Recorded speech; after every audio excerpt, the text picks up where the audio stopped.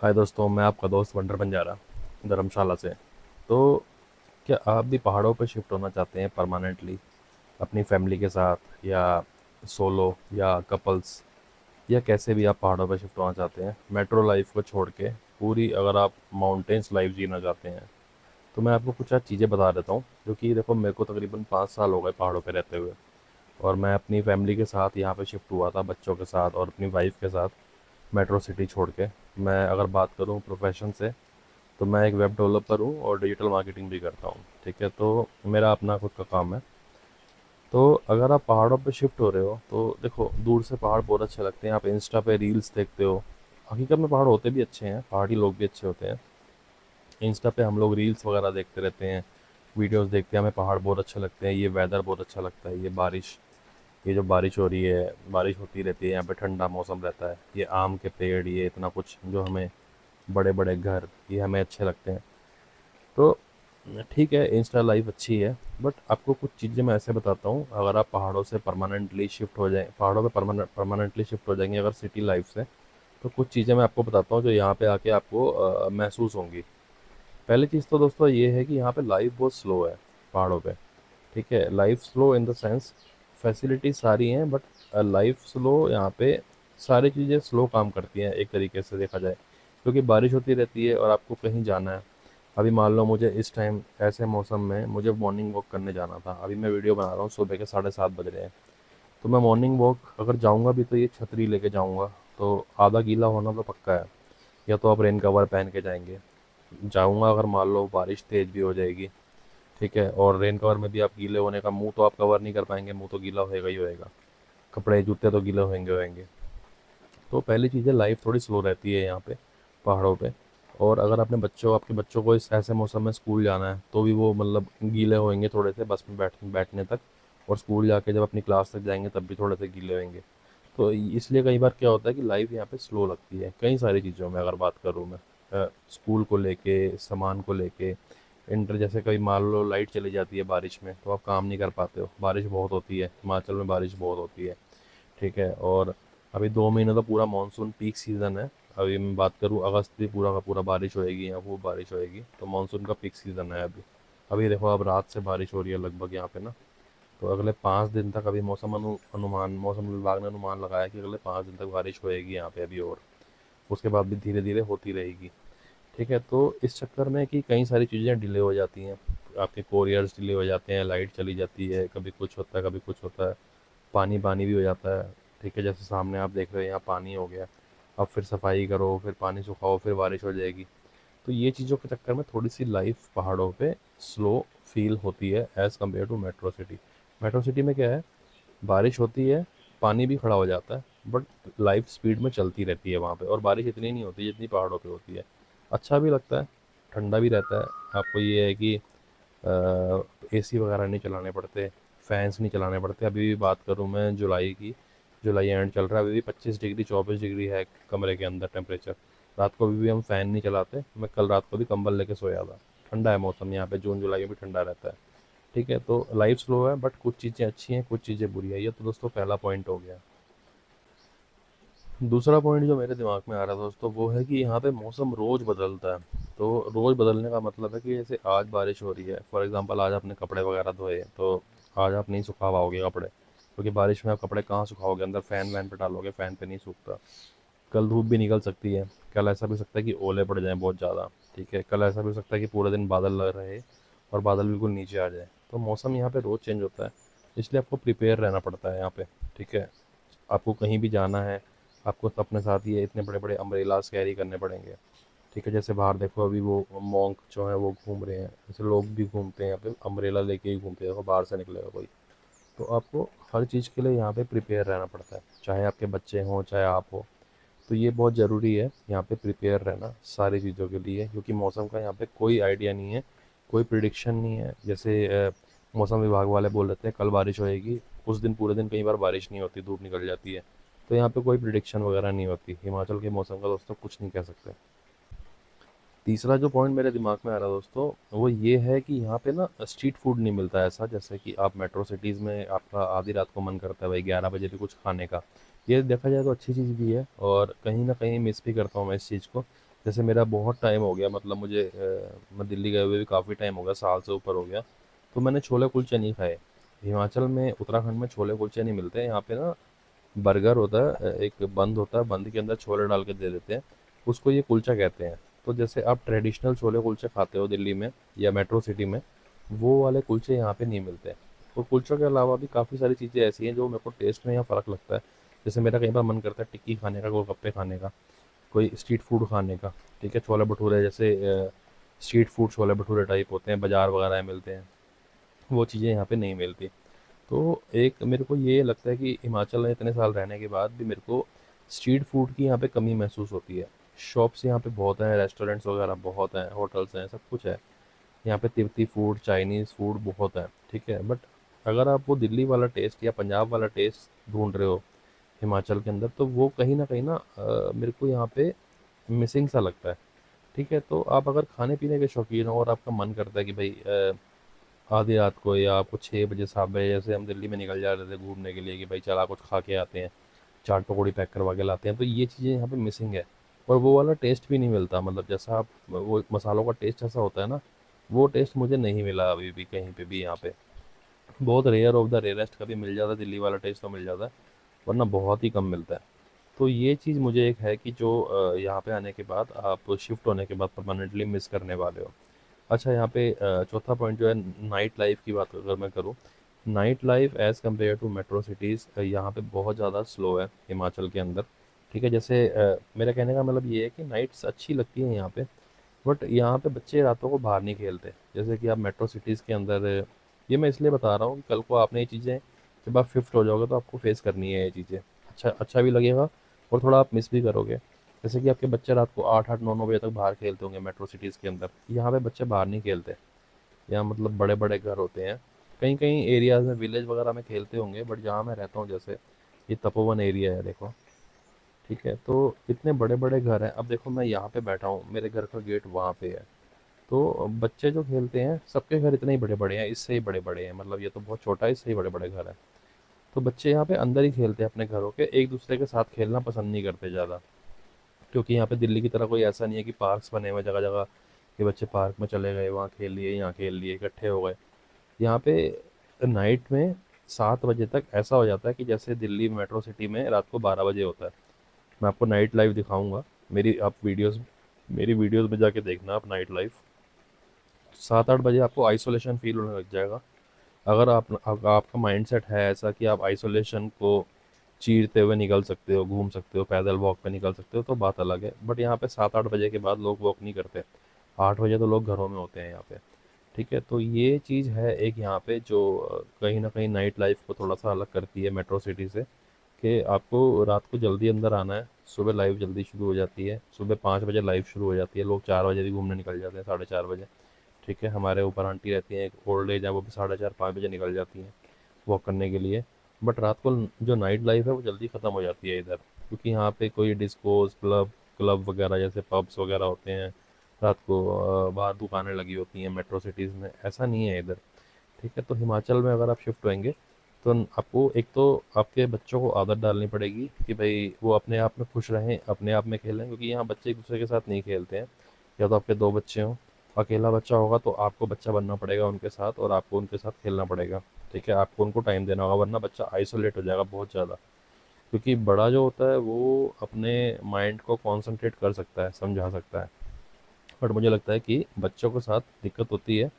तो बच्चों को या तो आपको पार्क लेके जाना होगा डेली डेली या 2 दिन छोड़ के, या उसको घर में इंडोर गेम्स ऐसी ला के देनी पड़ेगी कि जो वो जैसे यहाँ पे अपने बगीचे में खेल सके, अपना घर के अंदर खेल सके। ठीक है, टीवी बच्चा कितनी देर देख लेगा। तो ये आपको जब आप परमानेंटली शिफ्ट हो जाएंगे बच्चों के साथ, तो आपके बच्चों को ये चीज़ ज़रूर फील होगी कि यहाँ पे बच्चे खेलते नहीं एक दूसरे के साथ। थोड़े टाइम बाद उनको आदत पड़ जाएगी, ऐसा नहीं आदत नहीं पड़ेगी, बट शुरू शुरू में दिक्कत आपको होगी, मेरे को भी दिक्कत ये हुई थी। तो ये पॉइंट आपने ज़रूर नोट करना दोस्तों, ये आप हिमाचल में ये वाला पॉइंट भी फेस करेंगे। इसके बाद जो मेरे माइंड में पॉइंट आ रहा दोस्तों वो है इंटरनेट का। इंटरनेट की अगर मैं बात करूँ, इंटरनेट मेरे यहाँ पे जहाँ मैं रहता हूँ इस एरिया में जियो का इंटरनेट भी चलता है, एयरटेल का इंटरनेट भी चलता है। ठीक है, यहाँ पे एयर जल्दी भी आता है और BSNL भी चलता है, मगर जियो काफ़ी अच्छा चलता है यहाँ पे। मगर कई एरियाज़ में हिमाचल के अंदर अभी इंटरनेट उस लेवल तक नहीं पहुंचा है, फाइबर। अगर मैं फाइबर की बात करूँ, अभी हाल ही में मुझे कहीं पे कहीं मैं गया था, वहाँ पे ना जियो चला ना वहाँ पे एयरटेल चला। तो आपको इंटरनेट की भी कहीं ना कहीं प्रॉब्लम कहीं एरियाज़ में यहाँ पे आती है। जैसे आप दिल्ली के अंदर या मेट्रो सिटीज़ के अंदर पूरा कनेक्टेड है, एक जाल है पूरा फाइबर का, ठीक है, एयर फाइबर भी चल जाता है। तो यहाँ पे कई एरियाज़ में एयर फाइबर भी नहीं चलता, यहाँ पे नॉर्मल फाइबर जो होती है वायर वाला वो भी नहीं चलता। तो आपको जो ये लोकल इंटरनेट कनेक्शन होते हैं, जैसे एयर जल्दी, जैसे नॉर्मल इंटरनेट प्रोवाइड करते हैं, वो सैटेलाइट टाइप जो होता है इनका, वो इन लोगों का चलता है इंटरनेट, ठीक है। जो रूरल एरिया होते हैं, विलेज एरिया होते हैं, यहाँ पे इनका इंटरनेट चलता है, बीएसएनएल पे चलता है। तो कहीं ना कहीं आप अगर हिमाचल की लाइफ में, विलेज लाइफ में शिफ्ट होना चाहते हैं, तो आपको पहले इंटरनेट ज़रूर देखना है, पानी की सुविधा ज़रूर देखनी है वहाँ पे कि पानी प्रॉपर आता है कि नहीं आता, इंटरनेट ज़रूर देखना है, लाइट का ज़रूर देखना है, इन्वर्टर का ज़रूर देखना है। ये चार पांच चीज़ें आपने आसपास दुकानें होनी चाहिए, ठीक है। मैं ये सारा अपने एक्सपीरियंस से बता रहा हूँ। आस पास शॉप्स होनी चाहिए, दूध वाला कौन आता है वहाँ पे ये देखना है, स्कूल बस वहाँ पे आती है नहीं आती ये देखना है, ठीक है। तो ये चीज़ें आपने, तो इंटरनेट की बात कर रहा था। तो अगर शहरों की बात करूँ, जैसे एरियाज बड़े होते हैं, जैसे ये वीआईपी एरिया है पूरा, क्योंकि यहाँ विधानसभा है, तो यहाँ पे इंटरनेट प्रॉपर चलता है, फाइबर्स डली हुई हैं, देखो वायर्स डली हुई हैं फाइबर, मेरे घर में भी फाइबर आ रही है पूरी प्रॉपर, ठीक है। सामने स्ट्रीट लाइट्स भी हैं, और रोड के ऊपर जो रेड कलर की इंडिकेशन लाइट्स होती हैं वो भी हैं यहाँ पे, ठीक है। तो कई एरियाज़ में तो बहुत फैसिलिटीज़ हैं, कई एरियाज़ में फैसिलिटीज़ की कमी है। तो ये आपको हिमाचल के अंदर ध्यान देना होगा, अगर आप कहीं भी शिफ्ट कर रहे हैं तो आप कैसे एरिया में जाना चाहते हैं। दो तरह की एरियाज़ हैं यहाँ पे, एक है विलेज एरिया, एक है थोड़ा city type area. City type area में आपको, और एक मिक्स एरिया है, जैसे कि थोड़ा सा विलेज भी टच है और थोड़ा सा उसमें सिटी भी टच है। तो जिस एरिया में मैं रहता हूँ ये सिटी और विलेज टच टाइप एरिया है, यहाँ फैसिलिटीज़ भी हैं, थोड़ा विलेज से टच भी है, मिक्स एंड मैच है, अच्छा एरिया है, वीआईपी एरिया है ये, ठीक है। विधानसभा है इसलिए वीआईपी एरिया बोलते हैं, बाकी घर यहाँ भी बड़े बड़े हैं, सब अपने अपने घरों में मस्त रहते हैं। कोई किसी से बात नहीं करता ज़्यादा, 6 6 महीने तक। मेरे भी पड़ोस में जो लोग हैं वो, उनसे भी कभी वंस इन अ वाइल 6 महीने में एक बार हाय हेलो हो गई तो हो गई। इधर भी जो घर है उनसे भी कभी बहुत ही रेयर बात होती है, कोई किसी से ज़्यादा बात नहीं करता है यहाँ पे, ठीक है। तो जो विलेज एरिया होते हैं वहाँ पे लोग एक दूसरे से बात करते हैं आपस में, ये एक प्लस पॉइंट होता है विलेज एरिया का। जितने ज़्यादा बड़े घर होते हैं दोस्तों, लोग उतना अपनी लाइफ में ज़्यादा अंदर मस्त रहते हैं, क्योंकि घर बड़े होते हैं, उनकी गलती भी नहीं है, वो सुबह जाते हैं शाम को आते हैं, उनकी फैमिलीज भी अंदर अंदर रहती हैं, ठीक है। और काफ़ी बड़े घर होने के चक्कर में एक दूसरे जैसे नेबर्स होते हैं उनसे कोऑर्डिनेशन नहीं हो पाता, ठीक है। जैसे दिल्ली के अंदर या मेट्रो सिटी में, दिल्ली का आपको आइडिया दूंगा, दिल्ली के अंदर छतें सारी मिली हुई होती हैं आपस में, यहाँ पे छतें मिली नहीं होती थी, जैसे छतों पे शेड होते हैं यहाँ पे ऊपर ना, जैसे रेड कलर के और ग्रीन कलर के आपने देखे होंगे टिपिकल शेड्स होते हैं। तो छतों पे तो लोग बात नहीं कर पाते आपस में एक दूसरे से, ठीक है। और अगर मैं बात करूँ वैसे नॉर्मल बात करने की, तो घर इतने बड़े हैं कि लोग जा ही नहीं पाते एक दूसरे के पास, और टाइम भी नहीं है यहाँ पे किसी के पास, ठीक है। तो ये चीज़ है जो आप यहाँ पे थोड़ा सा मिस करने वाले हैं अगर आप मेट्रो सिटी से आ रहे हैं। हाँ, अगर आप पीस लवर हैं, अकेले रह सकते हैं किसी से बात करे बिना, पड़ोसी पड़ोसी से, तो कोई दिक्कत नहीं है। बाकी अगर आप यहाँ पे मूव करेंगे, हिमाचल से हिमाचल मूव करेंगे या उत्तराखंड मूव करेंगे, तो आपके कहीं ना कहीं रिश्तेदार भी वहीं दिल्ली छूट जाते हैं, मेट्रो सिटीज़ में छूट जाते हैं। तो यहाँ पे थोड़ा सा आइसोलेशन आपको फील होगा, शादियाँ वगैरह आप मिस करेंगे, जैसे दिल्ली में आपको कार्ड आ जाता है किसी का अड़ोसी पड़ोसी का शादियों का। यहाँ पे शादियों का कल्चर क्या होता है, यहाँ पे धाम कल्चर होता है, यहाँ पे धाम चलती है, ठीक है। बिठा के आप देखना नेट पे, बिठा के चावल और सब्जियां वगैरह खिलाई जाती हैं। तो और आप वैसे भी आउटसाइड से आएंगे, तो लोग आपको जल्दी जल्दी आपको न्योता देने नहीं आएंगे, मतलब कार्ड्स देने नहीं आएंगे, क्योंकि आपको आपको ऑब्वियस है वो जानते ही नहीं है। तो ऐसा तो है नहीं जैसे ही आप शिफ्ट करेंगे यहाँ पे लोग आपको कार्ड देने आएंगे कि भाई फलाने की शादी है, ढिमकाने की शादी है। टाइम लगेगा वो आपको बॉन्ड बनाने में, वो रिलेशन बनाने में, वो उन लोगों से जुड़ने में कहीं ना कहीं, क्योंकि आप आउटसाइडर हैं। जो भी बंदा बाहर से आता है वो एक तरीके से आउटसाइडर ही हुआ ना, ठीक है। तो ये आपको धीरे धीरे बॉन्ड यहाँ पे स्ट्रॉन्ग करना पड़ेगा। और जैसे गुरुद्वारों में बात करूँ मैं, इधर गुरुद्वारे भी हैं, जैसे हमारे यहाँ पे दिल्ली में मेट्रो सिटीज़ में गुरुद्वारों में आपको गुरपुरब वगैरह पे, गुरु नानक जयंती जिसको बोलते हैं, वहाँ पे आपको लंगर मिलता है। यहाँ पे गुरुद्वारों में भी धाम चलती है। वो यहाँ पे मैं भी गुरपुरब पे गया था, तो वहाँ भी मुझे चावल और सब्जी मिली। तो कहीं ना कहीं हिमाचल का जो ट्रेडिशनल कल्चर है वो यहाँ पे पूरा इम्प्लीमेंटेड है गुरुद्वारों के अंदर, मंदिरों के अंदर, ठीक है। और होना भी चाहिए, हिमाचली कल्चर बिल्कुल अलग कल्चर होता है। तो ये चीज़ें आप कहीं न कहीं मिस करोगे मेट्रो सिटी से आके। इसके बाद भी कुछ पॉइंट्स मेरे माइंड में आ रहे हैं, वो भी मैं आपसे शेयर करता हूँ, जिससे आपको पता हो सारी चीज़ें कि भई आफ्टर मूविंग टू हिमाचल आपको क्या-क्या चीज़ें आपको फेस करनी होंगी। उसके बाद जो मुझे लगता है दोस्तों, वो ये है कि हिमाचल शिफ्ट होने के बाद ना आपका दोस्तों का सर्कल बहुत छोटा हो जाता है, क्योंकि जो आपके मेट्रो सिटीज़ के दोस्त होते हैं, अड़ोसी-पड़ोसी हो गए, दोस्त हो गए, रिश्तेदार हो गए, वो आपके वहीं छूट जाते हैं। ठीक है? और यहाँ पे आने के बाद कहीं न कहीं आप उनको मिस भी करोगे, क्योंकि फ़ोन पे बात करना और फिज़िकली मिलना उनसे, मतलब मेंटली मिलना, पास में जाके मिलना, बात करना, उनके साथ बैठना, खाना-पीना, गप-शप करना, ये एक अलग चीज़ होती है। फ़ोन पे क्या कर लोगे आप? वीडियो कॉल कर लोगे ज़्यादा से ज़्यादा। तो आप कहीं न कहीं उन दोस्तों को मिस करोगे। ठीक है? मैं भी अपने पुराने दोस्तों को मिस करता हूँ, रिश्तेदारों को मिस मिस करता हूँ, क्योंकि आप डेली तो हिमाचल से दिल्ली नहीं जा सकते उनसे मिलने के लिए। जैसे मेरी सिस्टर्स वगैरह दिल्ली में रहती हैं, विकासपुरी रहती हैं। तो मैं उनसे वंस इन अ वाइल बात करता रहता हूँ, बट डेली तो मैं बात भी नहीं कर सकता, और फ़ोन पे डेली बात करके वो वाला कनेक्शन जो है वो नहीं मैच कर सकता जो आप मिल के बात कर सकते हो सिस्टर से, या अपने घर वालों, अपने रिश्तेदारों से, या दोस्तों से। तो वो बॉन्ड कहीं ना टूट जाता है, मुझे ऐसा लगता है यहाँ पे आने के बाद। और जो उनके लाइफ चल रही है, जो ओकेशंस वो चल रहे हैं, वो आपको आपको बुला भी नहीं सकते। आपको मान लो कार्ड भेज भी देंगे तो आप 500 किलोमीटर दूर कोई छोटे से ओकेशन के लिए तो नहीं जा पाओगे ना। चाहे छोटा हो चाहे बड़ा हो, फ़र्क नहीं पड़ता, बट आप अपनी फैमिली को छोड़ छोड़ के बार बार नहीं जा सकते, क्योंकि आपको कहीं ना कहीं माइंड में ना स्ट्रेस लगा रहेगा कि भाई ये बच्चों की पढ़ाई भी है, आप फैमिली को लेके भी नहीं जा सकते 4 दिन। दिल्ली जाने का मतलब है 1 दिन जाने का, 1 दिन आने का, और 2 दिन आपको वहाँ चाहिए। ठीक है? और अकेले भी जाओगे तो आपको पीछे से टेंशन लगी रहेगी कि बच्चे वहाँ पे अकेले हैं, वाइफ वहाँ पे अकेली है, क्योंकि यहाँ पे सांप वगैरह का खतरा भी होता है। मानसून का सीज़न है, सांप निकल जाते हैं। भगवान ना करे आप 1% दिल्ली या किसी भी सिटी वापस चले जाते हैं किसी ओकेशन पे, किसी सेलिब्रेशन पे, काम के सिलसिले में, और यहाँ पे कोई मिस हैपनिंग हो जाए, तो आपकी वाइफ कहाँ कहाँ लेके भागेगी? उसको तो यहाँ का पता ही नहीं होगा ना कि भाई कहाँ पे हॉस्पिटल है, कहाँ पे डॉक्टर है, कैसे ट्रीट करना है। भगवान ना करे किसी को कोई स्नेक बाइट कर ले, सांप काट ले, तो भाई वाइफ एकदम से कैसे लेके भागेगी? जो चीज़ आप मैनेज कर सकते हो वो आपकी वाइफ नहीं कर पाएगी ना, जो चीज़ आप देख सकते हो। तो अगर ऐसा हो जाता है और आप दिल्ली बैठे हुए हो, तो आपको एकदम आने में, कैसे भी आ जाओ, चाहे फ्लाइट से भी आओ, आपको टाइम तो लगेगा ही, काफ़ी टाइम लगेगा, और वो टाइम बड़ा प्रीशियस होता है, बहुत इंपॉर्टेंट होता है। तो ये चीज़ें मैं सारी सोचता हूँ। कहीं न कहीं ये चीज़ें अंदर से मुझे कचोड़ती है, क्योंकि दिल्ली में मैं राइड पे निकल जाता था, मेरे पास बुलेट है। मैं दिल्ली में सुबह मॉर्निंग राइड पे निकल जाता था, इवनिंग राइड पे निकल जाता था, क्योंकि मुझे पता है वहाँ पे सारे हॉस्पिटल्स आस-पास हैं, डॉक्टर्स आस-पास हैं। वो कुछ भी नहीं होगा तो वहाँ पे आपको पड़ोसी उठा के ले जाएगा आपको, कि हॉस्पिटल में आपकी वाइफ को कोई दिक्कत हो जाए, बच्चों को दिक्कत हो जाए, पड़ोसी भी ले जाता है। काफ़ी हेल्पिंग होते हैं, हेल्पिंग यहाँ भी है, बट यहाँ घर इतने बड़े-बड़े हैं कि आप जब तक पड़ोस में मदद माँगने के लिए जाओगे तब तक तो मतलब बहुत देर हो जाएगी।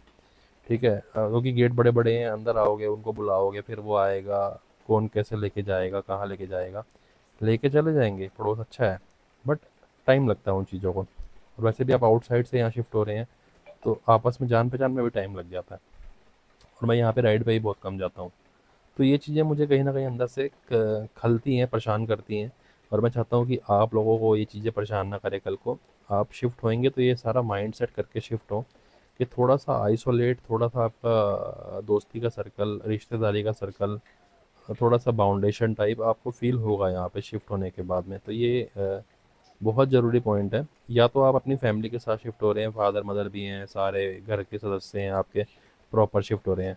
अगर आप मेरी तरह शिफ्ट हो रहे हैं यहाँ पे, हस्बैंड, वाइफ़ और 2 बच्चे, तो हस्बैंड को जो सफ़र करना पड़ता है, वाइफ़ को भी करना पड़ता है, बट हस्बैंड को जो सफ़र करना पड़ता है, और आप राइडिंग के शौकीन हैं, मान लो आपको घूमने का शौक है, तो आप लॉन्ग ट्रिप्स पे एकदम बार-बार फ्लुएंटली नहीं जा सकते। आपको पीछे से टेंशन लगी रहेगी आपके बच्चों की।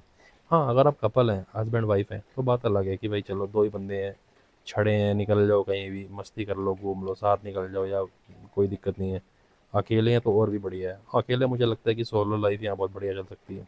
ठीक है? बट बच्चों के साथ बहुत ज़्यादा, बच्चे छोटे हो अगर आपके, तो बहुत ज़्यादा आपको कहीं न कहीं मेरे को लगता है कि भाई बाउंडेशन में रहना पड़ता है, बहुत रिस्ट्रिक्शंस में रहना पड़ता है। बहुत मतलब ये वही बंदा समझ सकता है जो जिसके ऊपर बीतती है ये चीज़। जो आदमी यहाँ पे शिफ्ट होगा अपनी वाइफ के साथ, और आदमी और औरत के ऊपर, दोनों के ऊपर बहुत ज़्यादा एक माइंड बर्डन आ जाएगा। बच्चे तो चलो छोटे हैं, उनको नहीं पता होता, बट उनको बहुत ज़्यादा रिस्ट्रिक्ट होकर रहना पड़ेगा। तो ये पॉइंट बहुत सोचने वाला है दोस्तों, इसको ध्यान ज़रूर देना। उसके बाद जो मेरे माइंड में चीज़ आ रही है, वो आ रही है कि यार यहाँ पे ना हर चीज़ इतनी आसानी से अवेलेबल नहीं होती। जैसे शहरों में क्या है कि आप घर से निकले, दुकान मिल गई, सामान ले लिया। यहाँ पे चीज़ें दूर दूर हैं। जैसे मेरे घर से पहली दुकान तकरीबन 400 मीटर दूर है, 300-400 मीटर मेरे को उतराई करके उतरना पड़ता है, फिर चढ़ाई करके आना पड़ता है। दूसरी दुकान 1 किलोमीटर दूर है, बाइक लेके जाना पड़ता है। अगर वो पहली दुकान नहीं खुली तो दूसरी दुकान है, बाइक लेके जाना पड़ता है। ठीक है, तो यहाँ पे क्या है कि हर चीज़ें जल्दी अवेलेबल नहीं है। पार्सल भी अगर आपका आएगा अमेज़ोन से, फ्लिपकार्ट से, कहीं से भी 4 दिन लगते हैं यहाँ पे। मीशो से आएगा तो हफ्ता हफ्ता 10-10 दिन भी लग जाते हैं। ठीक है, और रिटर्न भी डालोगे अगर आप, रिटर्न भी 4 दिन 3 दिन बाद होती है। मैंने मीशो की परसों से रिटर्न डाली हुई है, अभी तक कोई पूछने नहीं आया। तो यहाँ पे क्या है कि ये चीज़ें बहुत स्लो लाइफ कह सकते हो आप, कि भाई आपको कुछ भी एकदम चाहिए, मान लो आपके कंप्यूटर में दिक्कत हो जाए, फॉर एग्जांपल आपका डेस्कटॉप या लैपटॉप ख़राब हो जाए, आप इतना खज्जल हो जाओगे ना, इतने परेशान हो जाओगे कि भाई मैं कहाँ ठीक कराऊँ। कांगड़ा भागोगे, धर्मशाला सिटी में भागोगे, पार्ट्स नहीं मिलते, पार्ट्स दिल्ली से मंगवाओगे। तो मेरे साथ हो चुका है ये चीज़ें। तो ये चीज़ें मेट्रो सिटी में क्या है, मेट्रो सिटी में नेहरू पैलेस चले गए, एशोक विहार चले गए, दिल्ली के अंदर जो सिटीज़ हब है। तो ये चीज़ें आपको कहीं ना अंदर से परेशान करेंगी कि आपके साथ कुछ भी, कोई भी चीज़ आपको इंस्टेंट चाहिए। जैसे दिल्ली में ब्लिंकिट चलता है, मेट्रो सिटी में, धर्मशाला में भी ब्लिंकिट चलता है, बट कुछ एरियाज़ में आया है, कुछ में नहीं आया है, मेरे यहाँ पे नहीं आता। ठीक है, और तो ये चीज़ें कहीं ना कहीं परेशान करेंगी आपको कि भाई आपको इंस्टेंट कुछ चाहिए तो यहाँ पे नहीं मिलने वाला। आपको खुद से अपने ऊपर निर्भर रहना पड़ेगा, सेल्फ इंडिपेंडेंट, सेल्फ मतलब आपको अपने ऊपर ही सब कुछ रखना पड़ेगा निर्भर, कि आपके पास बाइक होनी चाहिए या तो गाड़ी होनी चाहिए, या तो आपको पैदल चलना आना चाहिए, आपको खुद ही जाके सारी चीज़ें ढूंढनी है। बसेस भी ऐसी नहीं है कि यहाँ पे आपको मिनट मिनट में बस आती रहेंगी। यहाँ पे जहाँ मैं रहता हूँ, यहाँ पे दिन की 4 बस आती हैं। ठीक है, टोटल 4 बस आती हैं यहाँ पे दिन की, मैक्सिमम 5 होंगी शायद। जो कुछ टाइमिंग्स यहाँ के लोगों को पता है कि भाई 9:30 एक आएगी, फिर 12:30 आएगी, फिर 3:30 आएगी, इस तरीके से आती हैं। तो आपको वो चीज़ें पता होनी चाहिए, टाइमिंग्स वगैरह पता होना चाहिए। और जैसा आपको इंस्टेंट कुछ चाहिए तो आपको पेशेंस रखना पड़ेगा बहुत ज़्यादा। ऐसा नहीं है कि आपको अपने मान लो कल अपना बैग पैक मंगवाया फॉर एग्जांपल, या आपने मोबाइल ऑर्डर करा ऑनलाइन तो आपको कल ही मिल जाएगा, नहीं। 4 दिन 5 दिन आपको वेट करना पड़ेगा। ये यहाँ पे सबसे बड़ी दिक्कत मुझे लगती है। ठीक है, और मेट्रो सिटी के मुकाबले चीज़ें देर में आती हैं, आ जाती हैं, ऐसा नहीं है नहीं आती, सेफ आ जाती हैं। घर पे आप नहीं भी होगे, आपने ऑनलाइन पेमेंट कर रखी है, तो घर के अंदर कोई सामान रख भी गया ना आपके बाहर, तो वो सेफ रहेगा। ऐसे यहाँ पे चोरी चकारी नहीं होती है, ये चीज़ अच्छी है। दिल्ली में ऐसे मान लो पार्सल कोई रख गया, कोई उठा के भी चला जाएगा लेके, ऐसा भी हो जाता है कई जगहों पे।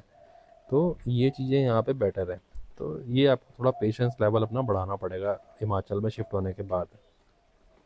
उसके अगला पॉइंट जो मुझे लगता है कि भाई यहाँ पे ना आपको एक एक तो अकेले रहना सीखना पड़ेगा। और बहुत डिफ़िकल्ट है ये, बहुत डिफ़िकल्ट है। 5 साल मुझे हो गए हैं, और 2020 से अब तक 5 साल हो जाएंगे।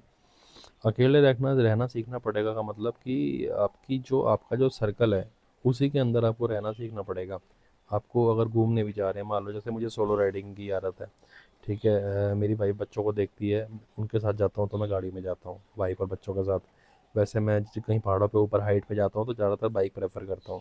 तो अकेले रहना आपको सीखना पड़ेगा, क्योंकि क्या है कि एकदम से आपका आते ही यहाँ पे हिमाचली लोगों के साथ आपका एकदम से बॉन्ड नहीं बन जाता, दोस्ती नहीं बन जाती। उनका कल्चर बिल्कुल अलग है। ठीक है, और वो भी आपको कहीं ना कहीं एकदम से एक्सेप्ट नहीं करते। आप इस बात को सच में मानिए, क्योंकि मैं दिल्ली से आया हूँ, मैं आउटसाइडर हूँ, मेरे को पता है कि एकदम से आपको कोई यहाँ पे एक्सेप्ट नहीं करेगा। आप कहीं गाड़ी लेके जाओगे डीएल नंबर की, पहले तो आपको गाड़ी से वो जज करेंगे, देखेंगे कि भाई हाँ डीएल नंबर गाड़ी, आउटसाइडर है। हालांकि उन लोगों को ये नहीं पता होता कि भाई मैं 5-6 साल से यहाँ पे रह रहा हूँ। आपको बताना पड़ेगा खुद से कि भाई मैं 5-6 साल से रह रहा हूँ। बट आपकी जो लैंग्वेज है उससे उनको पता लग जाएगा ये आउटसाइडर है। तो कहीं ना कहीं माइंड में एक चेंज आ जाता है एकदम से। मुझे ऐसा लगता है, कई लोगों से मैंने बात करी है, उनके एक्सप्रेशन, उनका बोलने का तरीका, वो हिमाचली छोड़ के आपसे हिंदी में बात करेंगे, और थोड़ा सा अलग तरीके से बात करते हैं। ठीक है, तो ये मुझे ऐसा लगता है कि कहीं ना कहीं एक अलग चीज़ हो जाती है। तो मैं ज़्यादा प्रेफर करता हूँ कि मैं अकेला रहता हूँ, मैं अकेला घूमता हूँ, कहीं जाना होता है बाइक पे अकेला जाता हूँ। ज़्यादा लोगों से मैं बात नहीं करता। ठीक है, अपना सोलो लाइफ मुझे बहुत पसंद है, और अपने साथ मैं टाइम बिताता हूँ ज़्यादा से ज़्यादा, और कोशिश करता हूँ कि लोगों से अपने विचार शेयर कर सकूँ, कि उनको भी पता रहे कि भाई कैसी लाइफ है हिमाचल की। तो ये आपको कहीं ना कहीं अकेले रहना आपको सीखना पड़ेगा, आपकी वाइफ को भी सीखना पड़ेगा। और इसको आप आइसोलेशन का नाम दे दीजिए, आइसोलेट होके रह रहे हैं, या सॉलिट्यूड बोल सकते हैं, कुछ भी बोल सकते हैं। बट अगर आपने इस चीज़ की आदत डाल ली तो मतलब आप बहुत स्ट्रांग हो जाएंगे दोस्तों। ठीक है, तो कुछ चीज़ें अगर अच्छी आपको चाहिए तो कुछ चीज़ें आपको अपने अंदर भी स्ट्रांग करनी पड़ेगी, क्योंकि ये कल्चर बिल्कुल अलग है दोस्तों। हिमाचली कल्चर बिल्कुल अलग है, और उन लोगों की गलती भी नहीं है। वो अगर आपसे हिमाचली में बात करेंगे तो आपको स्टार्टिंग में शुरू में समझ आएगी भी नहीं, टाइम लगेगा। अभी मुझे हिमाचली पूरी समझ आ जाती है बट मैं बोल नहीं पाता हूँ, डिफ़िकल्ट होती है। ठीक है, तो थोड़ा अकेला रहना आपको यहाँ पे आने के बाद सीखने की ज़रूरत है। उसके बाद जो मेरे को मेन पॉइंट याद आ रहा दोस्तों, वो ये है कि रोज़ पैसे आने का ना जुगाड़ होना चाहिए यहाँ पे। आपको अगर मान लो दिल्ली जैसे शहर से आप यहाँ शिफ्ट हो रहे हैं, आपका सर्कल टूट जाएगा एक तरीके से, आपके कनेक्शंस भी कहीं ना कहीं टूटते हैं। हाँ, अगर आपका काम ऑनलाइन है, वर्क फ्रॉम होम है, ऑनलाइन काम है, जॉब है और आपको सैलरी आ रही है लगी बंदी, तो बात अलग है। बट अगर आपका अपना काम है तो आपको ऐसा सिस्टम करना पड़ेगा कि आपको रेगुलर पैसा आता रहे, जिससे आपके खर्चे चलते रहें। खर्चों की बात करूँ तो सबको पता ही है, जो भी मैरिड लोग हैं, कितने खर्चे होते हैं यहाँ पे। स्कूल्स के खर्चे, उससे ज़्यादा स्कूल की फ़ीस से ज़्यादा यहाँ पे कन्वेंस के खर्चे, जो स्कूल की बसेस के खर्चे हैं, वहाँ यहाँ बहुत बहुत ज़्यादा अंट शंट खर्चे हैं। मतलब आप खुद सोचो कि एक बच्चे की यहाँ पे बस की फ़ीस 2800 जाती है महीने की, 2800 रुपये। सोचो, इतनी तो स्कूल्स की फ़ीस नहीं होती कई जगहों पे। तो दो बच्चे अगर आपके हैं तो आपके 6,000 रुपये तो सीधा सीधा ऐसे ही चले गए। ठीक है, उसके बाद घर के खर्चे हैं, फिर आपको राशन पानी के, दूध के और दुनिया जहान के, आप पता ही है आपको, मकान का रेंट, इलेक्ट्रिसिटी का बिल। वाटर का बिल नहीं आता यहाँ पे ज़्यादा। ठीक है, इलेक्ट्रिसिटी का बिल है और मेंटेनेंस का खर्चा हो गया, घर के अंदर टूट फूट भी होती है, सामान भी होता है, राशन भी आएगा, दूध भी आएगा, सब्जियां भी आएंगी, बच्चों के खर्चे भी हैं, 1,000 खर्चे होते हैं। तो आपको ऐसा सिस्टम होना चाहिए कि आपको पैसा आता रहे, जिससे आपको कल को ऐसा ना हो कि यहाँ से वापस मूव करना पड़े दिल्ली जैसे शहर में, या कहीं भी आपको जाना पड़े। ठीक है, हाँ, आपका अगर मान लो दिल्ली में घर है अपना और आपको वहाँ से अच्छा रेंट आता है और यहाँ पे आप रह रहे हैं, यहाँ पे आप वो रेंट पे कर रहे हैं, तो कहीं ना कहीं बचत हो जाती है आपकी। तो आपको ये ज़रूर ध्यान देना है कि अगर आप शिफ्ट हो रहे हैं हिमाचल में या उत्तराखंड में, तो आपको पैसों की दिक्कत नहीं आनी चाहिए। आपकी जॉब हो तो अच्छी परमानेंट लेवल पे जॉब हो। ठीक है, और अगर आपका अपना काम भी है तो अच्छा ऐसे लेवल पे हो कि आपको अच्छी इनकम आती रहे। वो आपके ऊपर डिपेंड करता है कि आपकी कितनी इनकम आ रही है और कितने में आप खर्चा चला रहे हो घर का। ठीक है, वो सबका अपना अपना बजट होता है, तो ये आपको ज़रूर ध्यान देना है कि आपको पैसों की दिक्कत यहाँ पे आनी नहीं चाहिए। बिकॉज़ अगर पैसे आने की दिक्कत हो गई तो बहुत बड़ी समस्या है, क्योंकि जाने का पैसा तो उतना ही रहने वाला है। आपको रेंट भी देना है, आपको बच्चों की फीसें भी देनी है, आपको बच्चों के मेंटेनेंस के पैसे देने हैं, घर का किराया देना है, दूध का, राशन का, ये वो बहुत पैसे देने हैं। बट आने वाले पैसे रुकने नहीं चाहिए, तो ये बहुत ध्यान दे के यहाँ पे आना। अपना बिजनेस का, अपनी जॉब का देख के ही शिफ्ट करना, ये बहुत बड़ा कदम होता है दोस्तों, जो आप बच्चों के साथ आके हिमाचल में उठाते हो। ठीक है, तो ये ज़रूर देख के आना आप प्लीज़।